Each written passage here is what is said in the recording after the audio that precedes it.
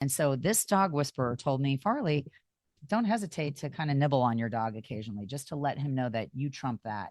So I do. I'll take Moose's ear sometimes when he's being a little naughty, and I'll just do a little like, hey, I got you. I'm older and wiser, and I own you. If I have to put him back in his place. Bring it on. Welcome to Girls Gone Gritty. I'm Farley Boyle. I'm Darian Boyle. And I'm Jennifer Brenius. Collectively, we're two sister-in-laws with our bestie. We don't just talk, we do it. Day, night, mountain, beach, and city. Get ready as we bring gratitude and attitude to everything we do. We jump in head first, unafraid, and we're all in all the time. We bring it on and get it on each week, diving deep into authentic, unscripted conversations On just about everything. So, let's get gritty. Bring it on. Bring it on. Don't wait until tomorrow. Hello, everyone, and welcome to Girls Gone Gritty. We're back after an amazing Mother's Day weekend. It's a lovely day here at Bring It On Studios, sitting with my girl, Jennifer and Farley. We just love it every week, coming to you, bringing you really fun stories. And ladies who are listening, I hope you had the best Mother's Day, because I know that we did, Far and Jen. It's exciting just to be around family and friends. it's great to be here today, and we appreciate you tuning in. I had a great opportunity to go to the Niagara Falls of Pennsylvania. We hit Bushkill Falls, which was epic. We got it on a perfectly beautiful day with the sun shining and the falls flowing and a beautiful rainbow. So it was a perfect way to break up a long trip from Penn State. I recommended going there and taking it. And then we were able to pop into a little roadside stand with Route 66 playing some 60s music and sharing a cocktail with my kids and having a burger. It's a great Mother's Day. What about you guys, Far? I was just very happy that Mother Nature cooperated, because I was in the worst weather at the beginning of the weekend. Ugh. And it was sideways rain and freezing cold in Boston, and returned to good old Jersey, and it was blue and beautiful. And we had a fantastic family affair. It was a perfect 10 Mother's Day. I was laying on the beach and I got fried, which is shocking, but not because my body hasn't seen sun in such a long time. And then we went to Dare's and ended up having as much fun as you possibly can have. as we do. But we left out the most important part. Every Mother's Day, my favorite bar in the world, open. And every Mother's Day, Mom, what do you want to do for Mother's Day? I want to go to the Parker House and tap the Guinness keg. So we met there first before going to the house after beach day. And it was just had like 15 Luke burgers. Just mini burgers. Summer kickoff. I feel it. We did it. We checked every box that day. That's amazing. Yeah. That's amazing. I love it. Oh. So good so far. What do we have? We have the top three. This is number 3. The 78th annual Cannes Film Festival rocked the Riviera by prohibiting sheer nakedness on the red carpet this year. I'm thrilled. I got to be honest. After watching the nakedness, Kanye West's wife, and unless people are dressing up, they're taking it all off. And it should be something that's honored and revered when you are winning an award or showing up for somebody else's award. It's like fashion to be in pantyhose from head to toe. What the hell is that? Well, the French like to make the rules. Hollywood's going to have a hard time with that. That's all I have to say. It's going to be hard for all those Hollywood people that like to show it all. Yeah. Well, they also made some rules about the length of trains and it becoming a logistical nightmare for the people that run these events. It's back down and show some class. And Agreed. let it be about what it is, instead of trying to steal the show by showing off all your assets. Literally. Number 2. Well, why do you think P. Diddy, no pun intended, changed his name? Yikes. Gross. Well, I'm sure you've read all the headlines about Cassie Ventura coming out and the massive lawsuit that she thankfully is put in play. Opening statements were that Diddy hired an escort and did the unfathomable, peed or urinated in her mouth until she choked. He's just a gross human. Not only was he domestically abusing people in his life, but the circles and the things that he created with these freak off parties. We covered it back in episode 32 with Did He Do It? And it's getting more and more obvious that his tangled web of lies and inappropriateness is just not okay. We'll see what happens to him. Only time will Well, his tell. star witness just went MIA. The star witness that we need to take him down, number 3. Right. She went MIA, which is not shocking by any means. Got power from wherever he is, even though his hair turned gray. from being in jail. So refer back to number 57, our human trafficking episode. We take this seriously, and it is a real problem, and everybody needs to wake up. It's happening in your backyard, and it's happening right in front of our eyes with the beloved Hollywood crew. So Yeah.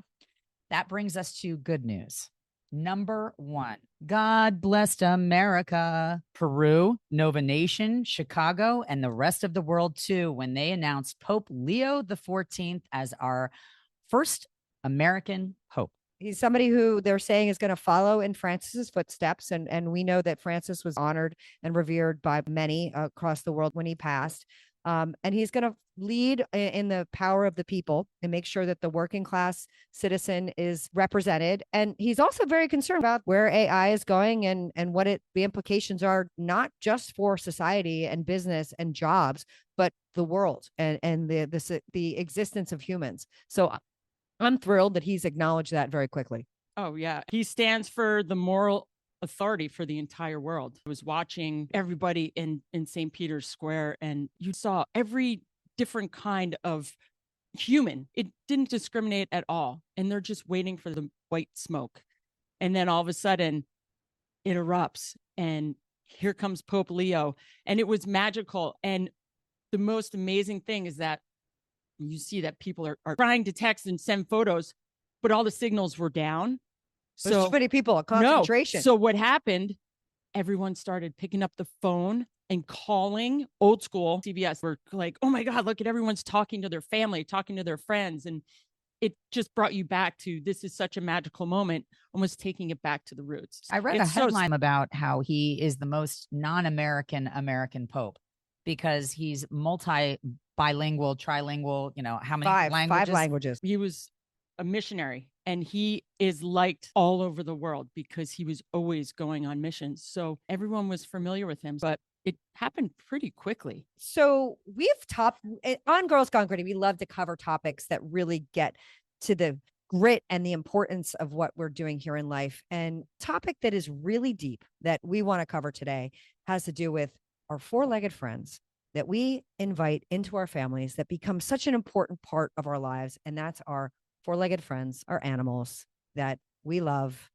And we're going to talk about how to be the most beautiful and amazing parent to your pets. It might not have been as topical or as controversial as some of our earlier topics, but it is equally important to talk about those individuals that are invited into our homes that become family members that have their own personalities, our pet, cats, dogs, birds, gerbils, rabbits that you've had over the years that has come into your life, made an important impact. We want to talk about being a responsible pet owner to our friends that are of another species. We want to get you involved in the conversation of how to be a responsible pet owner, how to appropriately take care of them, how to be a good master. So let's go ahead and dive deep into the responsibility of pets. I think pets are the most fabulous gift that you can be rewarded with, whether you're a child, an older person, or just the middle of the road like we all are in at this stage in life. I can't imagine a life without pets. Oh my goodness. The pets that give you unconditional love. When you come home and you're having a bad day, they greet you at the door and they put a smile on your face. Every time they're around you, they're warm, they're cozy, they sit on you, whether it's a cat making biscuits, when they do their little paws on your leg, or the dog that just leans on you with its dragon breath, which is my little dog. It's never a bad day.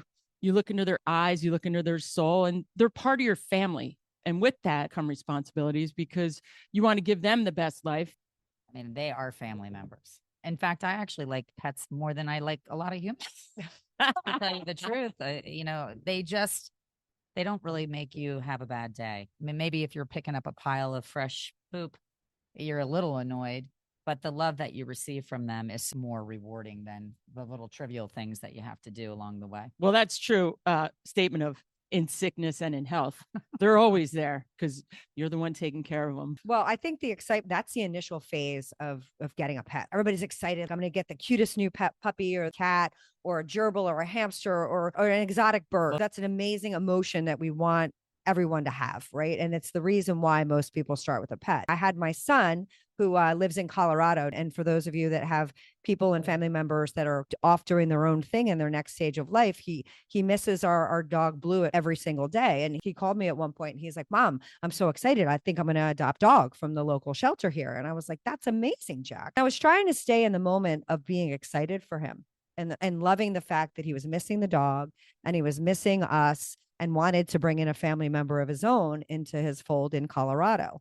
And I let him stay in that for a little bit. And I'm like, Jack, that's amazing. I said, what does the boarding house say about you having a dog? He's like, well, I haven't really spoken to them about that yet. I'm like, oh, okay. Well, you probably need to cover that. I know you're excited about getting this dog, but is it really okay if you have a dog in the facility? Logistics matter. Like it matters.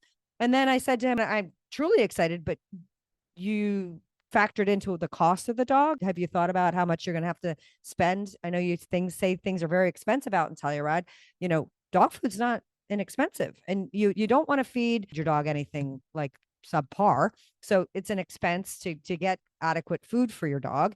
And I said, Jack, you also really like to travel a good amount and you're not home a lot. Who's going to train this dog? And what are you going to do with this dog? We have a big trip this summer planned for Australia.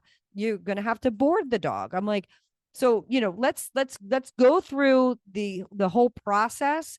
Once we're in excitement is a great thing. And let's enjoy the puppy and the cat, but you got to extrapolate that out after the excitement wanes. That never happened with us. People just got a dog and came home and then it became my mom's dog, like Yogi. Pat, my brother Pat went and got Pat and Shane, or it was just Pat, right? It was Pat's dog in college. Yeah, Yogi, a chocolate lab, and it was the best dog ever. But what happens when you get a dog in college or after college? It ends up your parents' dog. Oh, yeah, it does.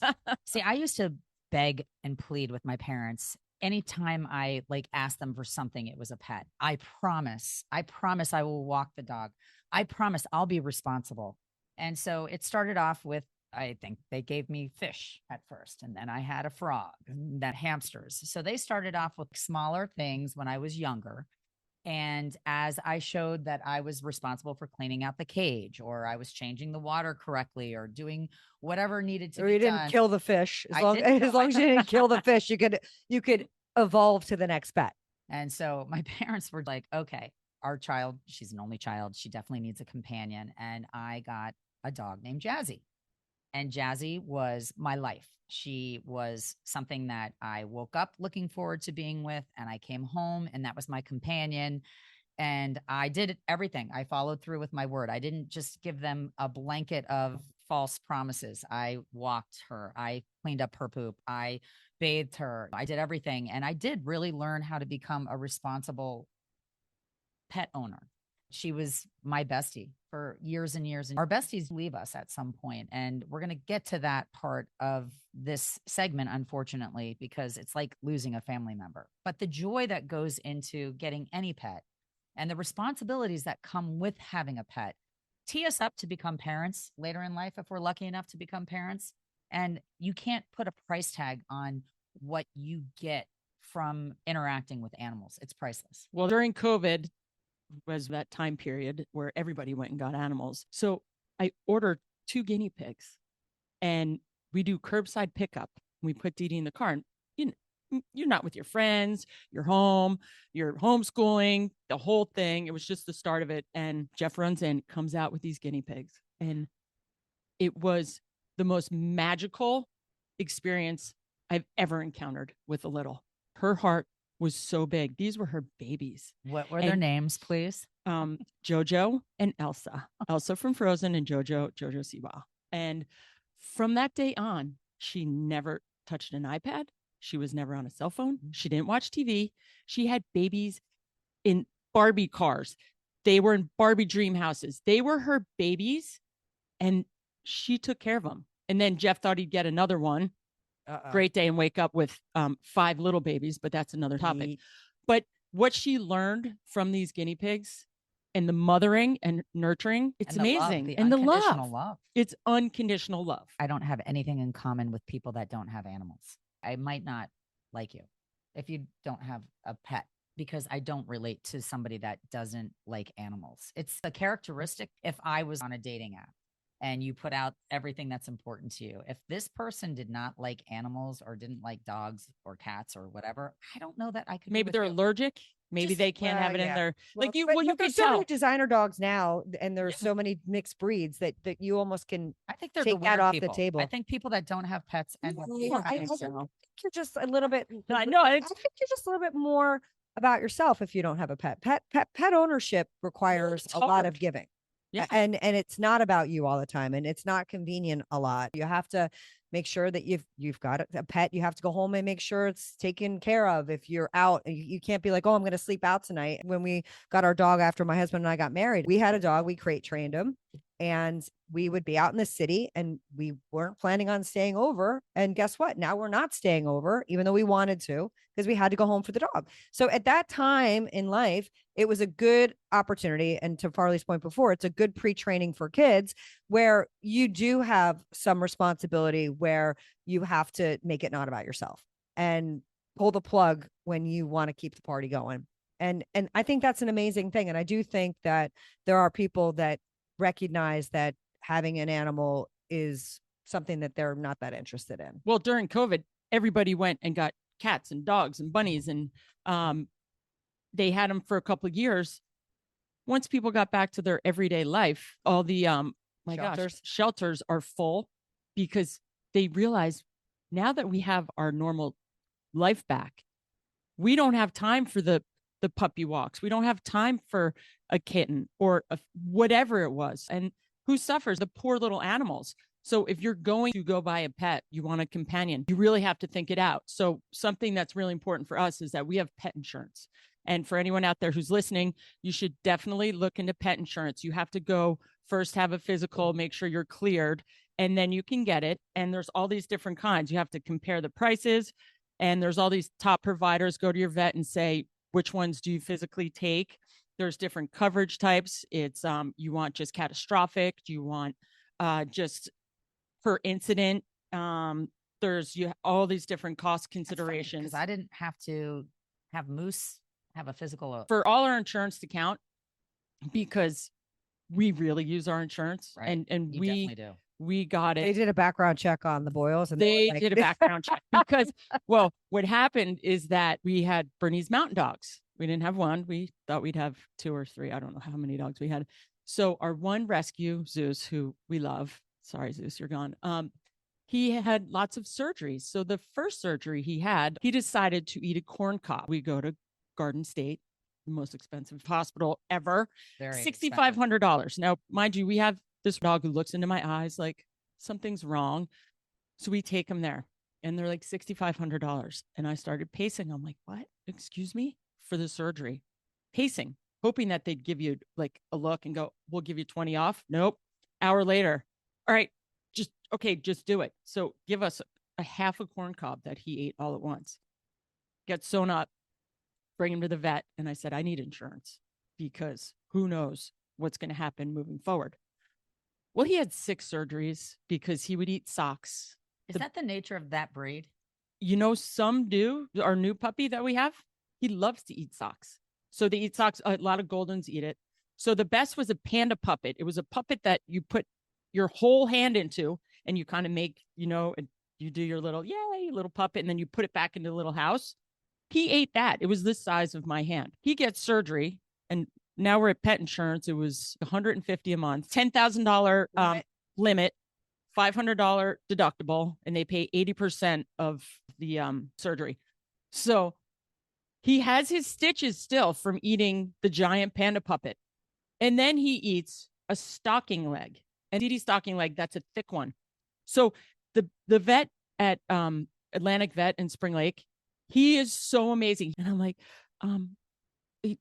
yeah, Zeus ate another sock. He's like, are you kidding me? Went in and like literally just took the staples out to the same spot, pulled it out, and pulled out this giant stocking. So my point is, get insurance if you can. It's worth the money if you have a dog. that eats everything. Because we had 7 surgeries on him, all from socks and Oh stuffed my animals. God. 7. Well, it was like a very expensive dog. I feel like that takes us back to, responsibilities of a pet owner is also to figure out what's the right pet for you. Just because can you have a large dog in your house? Are you going to be able to take care of what the responsibilities of the dog are? Are they a high energy pet? Are they a low energy pet? What matches your life and what matches the pet's life with your life? It's not just about what you want or what's going to work. Yes, if you have allergies, you need a hypoallergenic dog, like that's a consideration. I have family members that have some of these dogs and they are bouncing all over the walls with energy. So if you don't expend that energy, they chew your furniture. So you need to do your due diligence on what the breed requires. My dog Blue is a black lab and I have to keep him moving. They have a congenital hip situation. If you don't keep them moving, that they will degrade. They need to be outside as much as possible. So it's part of my routine. And Farley has a chocolate lab that Moose and Blue are like brothers. We take them on hikes for like an hour a day. I'll say solid 5 days a week, as much as possible. And if I don't do that, then somebody else in my family does, because that is what they're meant to do. They were bred to be out in the fields, out in the wood. They're working dogs. Well, it's like us. You have to keep us moving or you slow down. Yes. It's sad because when Jazzy passed, which was devastating, and she was a Spitz. She was a So beautiful cute. white Alaskan Husky looking dog. I was so sad for my parents because I thought that they were going to slow down because they didn't have a dog to walk and they didn't have that companion that just brings unconditional love and joy. So I decided to go out and get them a Jack Russell. And I thought, okay, this is a perfect dog for my parents. It's small and manageable and doesn't require a ton because they're a little bit active on their own. Little bit. Oh boy. Well, all of a sudden I saw that this Jack Russell jumped up onto the kitchen counter and onto my parents' table where they're having dinner.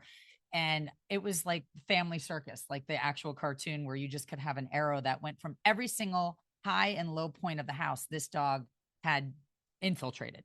And I was so sad, but I understood it was not the right dog for them. And thankfully, the breeder was kind and took this puppy back. And I'm sure he got adopted relatively quickly and had a lot of love. But Jack, do your due diligence before you Yeah. adopt or purchase or gift somebody an animal, because it's a lot of responsibility. And like you were saying, you definitely need to know the nature and what the breed is all about prior to embarking on a journey for many years. Remember, it was my dad's birthday. He was turning, I think, 82. And we said, my mom said, let's get your dad a dog. Let's get him a St. Bernard. So we research it. And we send a friend of ours down to North Carolina to Blue Ridge Mountain, picks up this Saint. Day later, comes walking up the driveway and hands this beautiful baby St. Bernard puppy to my dad. And it was his baby. The cutest. And the only female dog that I think the Boyles We've have never ever had- had in their lives. ever. We'll never have another I grew female up dog. with female dogs, Jazzy and Dandelion, and they don't have female dogs, but this Coco, she took everybody's heart. But once again, Coco got ginormous. Enormous. The biggest dog I've ever And seen. then I think dogs find you, because a year later, my dad passes. And now this giant is protecting my mom for 8 years. And I swear Coco was meant to come to our family. She was ferocious, but a gentle giant. If you knew Yes. her, she just loved you and she would back her body into you and sit on top of you and just wanted love, but fiercely, fiercely protective of the boundaries of the house and strangers walking on the property with like a Scared you. Well, scariest bark ever. and meanwhile, she's the biggest mush. She was a phenomenal dog. My Moose has a little bit of a weight problem. That's why he's named. Well, he became what you named. Yeah. That's the other thing. He embodies him. I think it's actually hysterical because I think so many pet owners start to look like their pets. And we're going to post some photos that I found of pets that resemble their owners. You kind of start looking like your best friend. So it makes sense, but you do kind of morph into your animal. Not that I've morphed into massive Moo Moo, but he looks like a Boyle dog. Yeah. Right. Yeah. He's grown into his name. And Blue Berenius walks just like John Yes. and looks and reminds me He's of got her the husband. scruff. He's got It's- the scruff and the gray, just like John. They're aging together. It's actually hysterical. It's very funny. But if you really look at the responsibilities that are monetarily large, vet appointments and just the cost of flea and tick treatments, and sometimes you have to do a stool sample because maybe they have worms, and you have to have heart guard because of heartworms. These are all, Simparica Trio is what we use, so it has all three in it, and that's an and expensive that's number. $100 and something per month. It's a big number. It's expensive. Training dogs. Sometimes you have to train a dog, and it's not something that you can do. I had to hire the dog whisperer because I had a bit of a problem, and I also had to install a doggy door. Let's stick on the training for a second. I do think, especially if you get a puppy, the training is an incredible time that you can spend getting to bond with the dog, that I would say is time well spent. Carve out an hour a week, a couple of hours a week, and find places that offer training that you can go and be with your dog, where not only are they being trained how to walk on a leash and how to socialize with other dogs, but you're also creating an important bond with the dog and giving them that time. Usually the basic training for puppies is about 8 weeks, and then you can build upon that. But we did the Seeing Eye in Morristown when we had our dog Buddy. It was an incredible place because not only do they do the training that funds the Seeing Eye, which they have all these, a lot of them end up being the labs that walk people that are blind throughout Morristown. So it's an incredible place to see, but there are so many amazing facilities that teach your dog and give them the schooling that they deserve, because you can't gloss over it, and you can't expect that they're just going to grow out of habits. A lot of the habits that they have, if it's chewing on shoes or socks or not being able to walk on a leash, are taught at a very young age. Or chewing on your giant furniture. Or in the beginning of the ski season last year, Didi said, I want a puppy. I said, you get top 10, we'll get you a puppy. Mind you, the end of the year, all of a sudden she gets top 10 at the Stow Duels. My jaw dropped to the bottom. I was like, oh my gosh, she skied really fast. She comes down, she goes, mic drop, Mom, I get a puppy. So we end up with Sugar Bear. Now, Jeff drove through the biggest snowstorm of the entire year, 4 hours to go pick up this dog that came from California, which, when they say dogs find you, we called the breeder. She says, oh, we have a car going tomorrow and it's driving across country and we'll meet you. Jeff's like, okay. So we wanted to call it Stormy, but then I didn't with Stormy Daniels. And we got this puppy, and Sugar Bear chews everything. Anything wood, it's chewed. The other day I looked, oh, you chewed my favorite wooden chair, because they only eat your favorite stuff. Of course. I had a dog whisperer that came and taught me some very useful tricks. And it was, if a dog tries to walk through the door before you or lead you, then that's him showing dominance. So I had to train Moose, which I think he's actually kind of forgotten now because he'll knock me out of the way. But in the beginning, I don't think it's on purpose. I think it's just size. Well, he doesn't, he doesn't respect ladies before gentlemen. And I also don't think he understands how big he is. And you're like, wait a minute. But there's very interesting things that are them showing dominance. Even if a dog just grazes you very lightly with their teeth and it's loving, it's not even, it doesn't hurt. It would never hurt you, but it's like letting them know that you are kind of owned by them. And so this dog whisperer told me, Farley, don't hesitate to kind of nibble on your dog occasionally, just to let him know that you trump that. So I do. I'll take Moose's ear sometimes when he's being a little naughty, and I'll just do a little like, hey, I got you. I'm older and wiser, and I own you, if I have to put him back in his place. So there's so many different theories on how to do things. And the thing that really gets me sad in this area is people will get puppies and they'll send them away for 2 weeks or 3 weeks. And a bus comes and picks them up and takes them to doggy daycare, takes them to doggy, like, I'm going to train you and then I'm going to return you back to your family. And they do all the hard work. And then the dog gets reintegrated to your house, but you miss the 3 weeks or But what happens with that is that they end up listening to whoever's training them. Right. And when you come back, they don't see you as the alpha. That's why. Well, and who are you trying to build a relationship with? Let's be honest. Like I would rather build a relationship with my dog, and in that same vein, building a relationship and having everybody understand their roles. Children as well fall into this. Is they need to respect you, and they need to understand that you are the hand that feeds them, right? So one of the things that they told us when you feed them, make sure you can take the food away. Because there are dogs that get very aggressive. And if you have young children in the room, or people that don't know the dog and don't know the rules, and they go to take their food or Touch their engage in their bowl. bowl, Right. they can get very aggressive. So that's a little tip again to Farley's point about just making sure that, like, if you're nibbling on their ears or taking their food, that they understand that they are not in control. They are not the alpha. So that's like a simple thing that you can do to make sure that your dog's a little bit in check. Cats can be aggressive too. You could do some research. You can go online and find tip. And if you work on something 15 minutes a day, it becomes a habit. It becomes a habit. And that's what we're working on right now with Sugar Bear is, okay, 15 minutes a day, we'll teach him another trick. And he's actually learning. I mean, Berners are little tricks. Well, we have a tiny little rescue Jack Russell, Cappy, who's the boss hog. Al Capone is his name. And Sugar Bear, who's 100 pounds, thinks he's Cappy. So he gets on his back legs like Cappy does for treats. I don't think you're supposed to be doing that, Sugar Bear. So we're trying to get him back into not Dog Jack see, Russell. Yes. Monkey see, monkey do. Monkey see, monkey do. Doggy see, doggy do. Everything he does, like we'll go for a walk and the little dog Cappy will kind of, he shakes his paws and like digs in the grass behind him. And now you have this big giant Bernese Mountain Dogs that's like shooting grass behind him. Like, so we're teaching him lots of tricks. Roll over, play dead. I wish I could teach my dog to poop and then pick up his poop and put it in the garbage can. I've taught him to back into bushes, which is great. That's what Yogi used to do. He definitely backs into bushes and he picks areas that, make sense.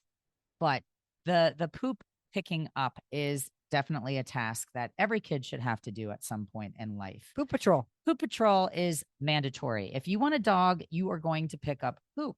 And if you're too good to pick up poop, then you shouldn't have a dog. Agreed. It's just the way it is. I mean, you want to pay for a poop company to come pick it up? I mean, they do. Yeah. They have cool apparatuses scoopers that you don't even have to bend over and it's just like a grabber. I think the best money that I ever spent was a doggy door. And I cannot express how much freedom that has given my life, my husband's life. We don't stress or feel guilty about our dog not being able to get out of the house when we're not home. And then we also installed a doggy fence. So these are the expenses that I'm talking about that we were willing to pay, because not only did it give us a better quality of life, it gave our animal a better quality of life. He can come and go as he pleases. He trolls the perimeter of our property, and it works for all of us. So I would strongly recommend, if you have a dog that has energy and needs to be, outside when he would like to take a dump, he can let himself out, and it's no muss, no fuss. Yeah, then invisible fences, if you can afford them, but they're very expensive. And they do have ones that you can set the perimeter so you don't have to have them installed into the ground. And you set the perimeter if you're in a house that you say, okay, I just want them in the backyard. I want 300 feet circumference, and you could set the perimeter that way. So you have to protect your pet because they're with you through thick and thin. They're with you from the beginning to the end. And sometimes that seems to be the hardest part of getting a dog. Like with mom's dog, Coco, the giant breeds and Bernese Mountain Dogs, they're shorter lives. So we came home from Vermont and unfortunately had to put Coco down, and it was heartbreaking. People keep their dogs, and when their quality of life suffers, a lot of people are selfish and keep them alive because you're attached to them. They still show love when they're in pain, and they still show love when they're sick, because of course they're unconditionally loving their owners and their family members. But you have to be able to read between the lines and know when it's unfair and when it can be potentially cruel, and detach yourself from keeping them, which is very hard to do. Well, it's hard to do. I lived in California for a very long time, and Yogi, Pat's dog, which became the family dog. And I come home from California and I'm like, whoa, what happened to Yogi? And he's headbutting doors. He just was not Yogi. I hadn't seen him. So, when you leave a situation, you come back, you're like, oh my goodness. So we went to the vet and he was put down. Then I left for California and everyone's like, you killed Yogi. I'm like, no, you guys, nobody was with him. It was the hardest thing you can do. It's very hard. And it's selfishly, what are you going to keep him alive? And he's in pain. And that was with Coco. She was in pain. She's whining and whining, but her face was beautiful. And she just happened to have bone cancer that showed up in a day. But as hard as it is, you have to give them their quality of life back. or you have to give them their quality of life. And the whole thing is their quality of life, has it changed? Yes. Are they happy? Are they in pain? Are they eating? Are they drinking? If they're not eating, if they're not drinking, Right. and they're in pain, don't be selfish. And as hard as it is, you just Can they walk? can they walk? Yeah. Can they actually go to the bathroom outside? When we brought Coco to the vet, and he said, well, she has bone cancer. Her whole body's fine, but we can amputate her front paw. I'm like, huh? What? She's a 170-pound, like Saint Bernard. No. And as hard as it is, my mom's like, no, it's not. That's not my baby. She's so tough, and she was still devastated about it. But it's mesmerizing it's what giving- people are willing to do for their animals. You see dogs that are missing a limb and they're rolling around with like a, little back carriage that helps them continue to walk. In that kind of a situation, if they're a younger dog and they have ailments, I'm all about getting those ailments fixed. I purchased a puppy mill dog. So let me just say, puppy mills are real. And if you are not adopting a dog from the ASPCA or the Humane Society and you're buying a dog, make sure you do your due diligence, because puppy mills seems to go hand in hand with pet stores. I unfortunately purchased one when I was not in my right mind. I was about to get surgery. My child had pneumonia. It was an impulse buy. It was the cutest bulldog I've ever seen in my life. And by the time that he started going through puberty, he started to manifest a lot of problems. So recognize that puberty for dogs will show you what could potentially be problematic in their future. And he had entropions, which is where your eyelashes grow on the inside of your eyelids. And every single time he blinked, his retina cornea area was scratched. So he had red eyes and constant crud coming out of him. And we just couldn't understand it. We thought it was allergies. We didn't know what it was. And then we found out that it was entropion surgery, mandatory, or he would live with this condition and it would eventually blind him. So we opted to take the necessary steps and we got him surgery. I did go back to the people that I purchased the dog from and did a shame on you campaign out in front of Lexington Animal in New York City. It's a thing. They're everywhere. I think one of our burners was from a puppy mill and we didn't know it. It just, but unless you get it from a true breeder. Had every problem. Zeus was a rescue and he was from a puppy mill. And then they wanted to give me, they said, bring him back and we'll give you, another dog. Well, no, we fell in love with this dog. And no, I'm not going to bring him back so that you guys can kill him. I'm going to do everything that in my power to make him a healthy dog. And you're going to pay for it because I'm going to exploit you, which I did. And they did end up paying for all the procedures. And he actually did live a pain-free life. Well, the good thing now is that there's so many animal rescue operations that you can get a dog and just give an animal, dog, cat, whatever pet it is, like a home and a life. And they know that you rescue them. They know, like we have two and it's Cappy hit the jackpot. Oh my God. And Cappy owns you. And it's great. But that's what I mean. It's like they find you.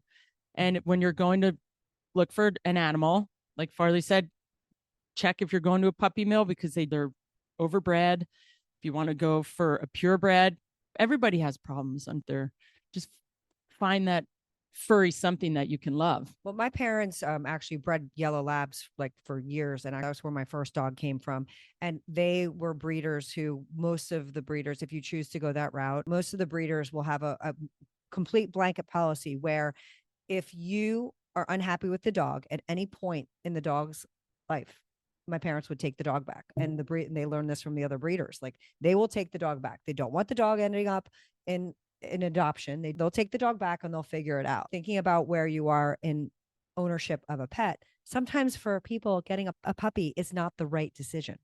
An older dog is a better integrated into your life than getting a puppy. That's what we think we should get Flossie right now. Oh, totally think we should. And get that maybe for a my mom. puppy isn't the right animal for your dog either. I've referenced on an earlier episode, we got my parents a cat because I knew having a dog was going to be too much responsibility. And again, going back down and scaling it to, your children, you start with a fish, and sometimes when you're older, you have to scale backwards. We got my mother-in-law a beta fish.